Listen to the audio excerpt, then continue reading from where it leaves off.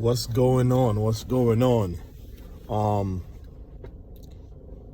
you know, I said I was gonna be more intentional about being on social media, and everybody had their 2 cents, and everybody had their opinion, and all these different stuff. So, I kind of don't want to say mine because my opinion is not opinion that's with the masses, right? So, because I'm not with the masses, sometimes you're labeled as a hater because you say certain things. So today I want to talk about constructive criticism. All right, and how if somebody solicits information from you on how they're doing or how a project is or what you think about a certain situation, and you don't go with what they deem as the right answer, then they say you're a hater, right? And the reason I'm coming to you this, I saw the movie Fall from Grace. This is what I'm using as my baseline, the Fall from Grace movie, right? If you put something out there like a movie, you expect it to be critiqued. And if you expect it to be critiqued, you're going to take the good and the bad, and then you're going to make your next project better. I'm not talking about Tyler Perry, more so than the viewers that are taking it to heart, getting real upset because some people are saying, well, there was some flaws, which it's man-made, so obviously there's going to be some flaws. Some things are so minuscule that people are nitpicking that it's the eye of a director would catch that, right? Somebody walking down a step, they don't have slippers on. When they get to the bottom of the step, they have slippers on, or their hairstyle is one way, and then when the frame comes back, their hairstyle is another way. So to the mere eye, probably us, we are the laymen, right? We don't catch that. But to a director, they're like, oh man, these are things. It's just like a singer. If a singer hears a bad note, somebody else won't hear the bad note, but to you as a singer, you hear that note, it kind of ruins the song. So I understand that point of view. But the point of view that I don't understand is when somebody gives you. So what I'm going to do is I'm going to talk about the good thing about the movie. I like the storyline. I like the storyline, and I could get more in depth with the storyline, but I want to just point out two inconsistencies that I saw, right? And their critiques that I think that, to me, that I was like, wow, that threw away the storyline for me, right?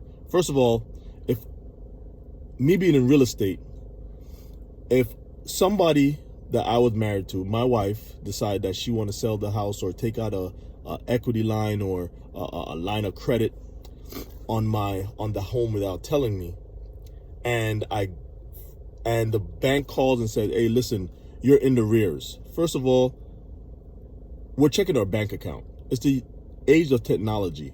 Like, almost, probably I check my bank account like it's gonna change, probably 3-4 times for the day, and it's not gonna change. However, I'm checking it, right? So this lady was 2 months behind and she didn't know. Then the second thing is, when they looked at the video, they saw that, and this is spoiler alert if you didn't see it, when they looked at the video, they saw that it was the guy that was actually committing a fraud, that it wasn't her. However, in the court, they didn't use it. They didn't use that evidence to say, hey, it wasn't her fault while she was in the rears, this, that, and the third, right? Second, if you are a public defender, which that's what she was professed to be, a public defender, I don't pay for it. That's why usually they cop a plea. However, in the movie, Tyler Perry was like, hey, we don't have the money for this lady to go to trial. You are a public defender. You get paid by the state, by the government, whatever. You don't get paid from the person because they're a public defender. And those were some of the inconsistencies I saw in the movie, right? That for me, on the storyline, I was like, man, this right here should have been looked at. So a lot of times when you do things like this, you need to actually more in depth. Now, why am I saying this? Is because in regular life, people have this thing that if I tell you, if I'm a basketball player and you see me on the court and you're like, man, bro, you need a better left hand, I'm like, you're just a hater. You're hating on my game. No. Do you actually need a left hand? Do a self-assessment. See if what the person says is correct. And then adjust yourself. It's called constructive criticism.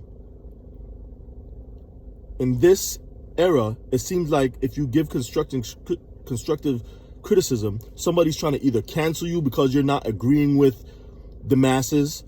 Somebody's trying to tell you that you're old because you're not with what they're doing. You're just giving constructive criticism from your point of view, correct? And it's for the person to say, well, you know what happened? I'll take this. I'll leave that out. All right. So, I don't want to be long-winded. All I want to say is if you are soliciting or you're asking somebody for information about some project, the way you're dressed, anything that you're doing, and somebody gives you some information that is not to your liking or is not what you expected, take a step back, look at the bigger picture, and say, is that person correct? Is what they're saying going to be beneficial to my growth? And if it is, then you apply this constructive criticism. All right? A constructive criticism. That's what I'm going to tell you today. In society today, we need to understand constructive criticism and stop deeming everybody as haters.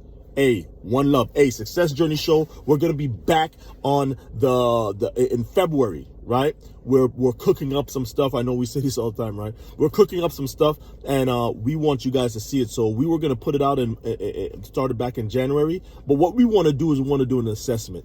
Everyone that says they're doing their New Year's resolution, when we come in February, I want to see if you're actually on track.